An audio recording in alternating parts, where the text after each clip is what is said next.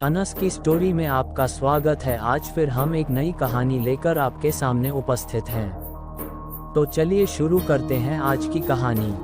बिल्कुल वैसे ही एक गांव था जैसे किसी हॉलीवुड ड्रामा में दिखाया जाता है। घरों के बीच बीच खुशियां बसी हुई थीं और लोग अपने दिन की छुट्टियों का आनंद उठा रहे थे।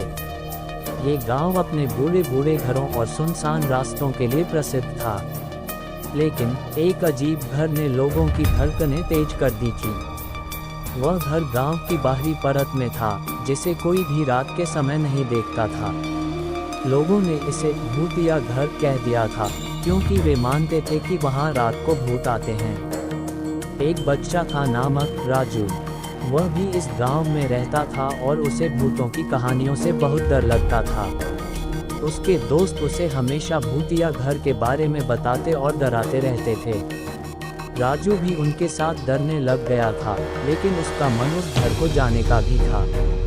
एक रोज रात के समय जब गांव का हर कोना सुस्त था, राजू ने निर्णय लिया कि वह भूतिया घर के पास जाएगा। उसने दोस्तों को छोड़ दिया और अकेला ही रास्ता तय किया। रास्ते में राजू का दिल धड़क रहा था और उसके पैर थम गए। वह घबराया, लेकिन फिर अपने आत्मविश्वास को वापस पाकर आगे बढ़ा। धीरे धीरे वह भूतिया घर की ओर बढ़ता गया। जब वह घर के सामने पहुंचा, तो उसकी आंखों के सामने एक बड़ा ही डरावना दृश्य था। घर की दीवारें टूटी हुई थीं और चारों ओर खून के दाग थे। राजू का दिल धड़क उठा और वह घर की ओर बढ़ता गया। घर की दरवाज़ा थी जो हल्का सा खुली हुई थी। राजू ने धीरे धीरे दरवाज़ा खोला और अंदर घुस गया। अंदर जाते ही उसके सामने एक और डरावना दृश्य था। घर के अंदर सभी चीज़ें टूटी हुई थीं और एक बड़ा सियाह पुर्जा बिल्कुल भी सफा नहीं था। राजू ने धीरे से कदम बढ़ाया और आगे बढ़ते ही एक अजीब सी आवाज़ सुनाई दी। कौन है? वह अपने आप से पूछा। फिर से वह आवाज़ आई, लेकिन इस बार और तेज। कौन है? यह आवाज़ फिर से आई। राजू डर से कांप रहा था, लेकिन वह निर्णय किया कि वह उस आवाज़ के पीछे जाएगा। वह धीरे धीरे घर के अंदर बढ़ता गया और आवाज़ की ओर बढ़ता गया। अचानक एक छोटी सी छिमछिमी आंखों की रोशनी बढ़ती हुई दिखाई दी। राजू के दिल का धड़कना थम गया जब वह देखा कि वहाँ एक छोटा सा बच्चा था। बच्चा किसी से डरता नहीं था, बल्कि हंसता और खेलता था। राजू ने बच्चे से पूछा, तुम यहाँ क्यों हो? ये तो भूतिया घर है। बच्चा मुस्कुराया और बोला, ये तो मेरा घर है। मेरा नाम विक्रम है। राजू को हैरानी हुई कि घर में एक बच्चा कैसे रह सकता है, जबकि सब लोग मानते हैं कि यह घर भूतों का घर है। विक्रम ने बताया कि उसके पिता घर के मालिक थे, लेकिन वे कुछ साल पहले गांव छोड़कर चले गए थे। विक्रम का मानना था कि उनके पिता घर के भूतों के साथ हैं और घर को छोड़कर गए थे क्योंकि उन्हें घर में कुछ अजीब चीजें दिखाई दी थी। राजू बड़े हैरानी से सुन रहा था, लेकिन वह विक्रम की बातों पर विश्वास नहीं कर रहा था।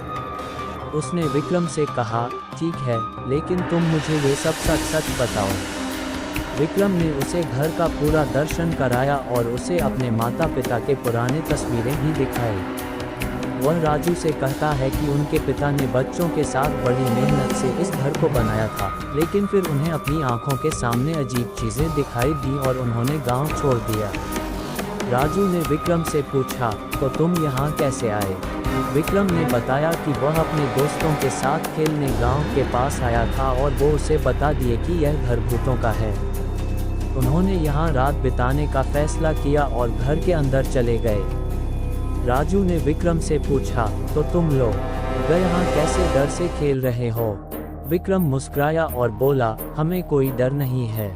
यहाँ कुछ भी बुरा नहीं हो रहा है। राजू ने अब अधिक समझा कि यह घर भूतों का नहीं, बल्कि यह घर एक अद्वितीय तरीके से तबादला हो रहा है। विक्रम और उसके दोस्तों ने इस घर को अपना बना लिया था और उन्होंने इसे एक खेल के रूप में देखा था। राजू ने विक्रम से कहा, तुम और तुम्हारे दोस्त यहाँ आराम से खेल सकते हो, लेकिन लोग इसे भूतों का घर मानते हैं। हमें उन्हें सच्चाई बतानी चाहिए। विक्रम समझ गया कि उन्होंने गलती से लोगों को डराया है और वह और उसके दोस्त ने मिलकर गांव वालों को सच्चाई बताई। गांव के लोग अब ये समझ चुके थे कि भूतिया घर किसी भी तरह के भूतों का घर नहीं था और वे उसे समझे बिना ही डर से गुजर जाते थे। विक्रम और उसके दोस्तों ने गांव को एक नए दृष्टिकोण से देखने का मौका दिया और उन्होंने सबको ये सिखाया कि कुछ बातें हमें डरा देती हैं, लेकिन जब हम उनके पीछे जाते हैं तो हमें नया और अच्छा दिखता है।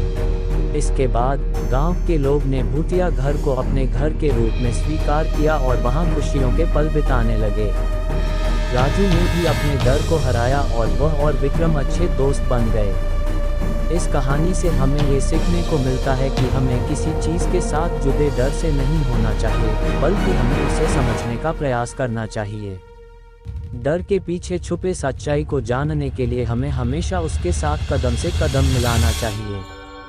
कहानी की शिक्षा है कि हमें अपने डरों का सामना करना चाहिए और उन्हें पार करने का प्रयास करना चाहिए, ताकि हम नए और अच्छे अनुभवों को देख सकें। डर के बावजूद हमें अपने सपनों को पूरा करने का अवसर मिल सकता है। अगर आपको वीडियो अच्छी लगी हो तो प्लीज़ वीडियो को लाइक करें और चैनल को भी सब्सक्राइब करके बेल नोटिफिकेशन को ऑल पर प्रेस कर दें। Thanks for your watching.